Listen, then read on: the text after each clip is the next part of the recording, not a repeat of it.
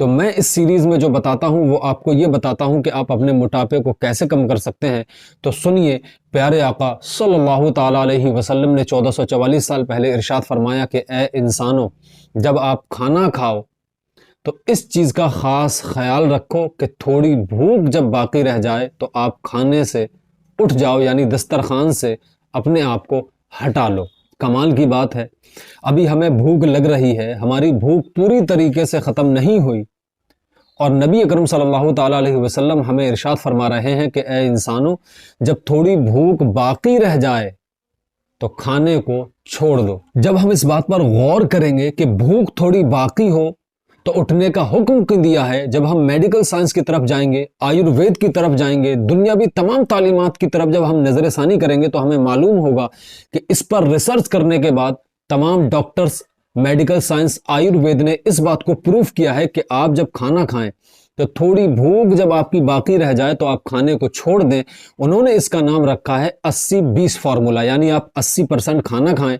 20% खाने को छोड़ दें। फूड एक्सपर्ट डॉक्टर डिंपल बताती हैं कि जब आप थोड़ी भूख बाकी रह जाती है और खाने को छोड़ देते हैं तो इससे सबसे बड़ा फायदा आपको यह हासिल होता है कि आप अपच,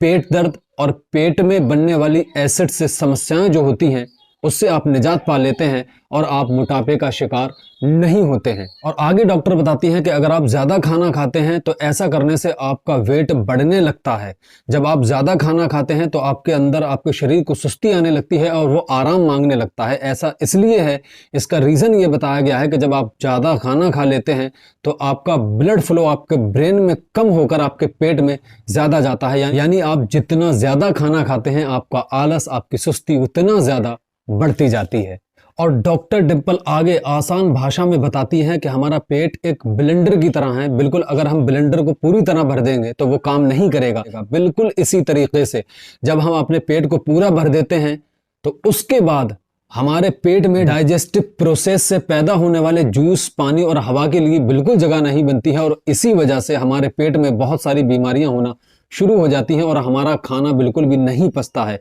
जिससे हमारा वेट बहुत तेजी के साथ बढ़ने लगता है। तो आप नबी करीम सल्लल्लाहु ताला अलैहि वसल्लम के बताए गए तरीके कार पर खाना खाएं और अपने वजन को घटाएं।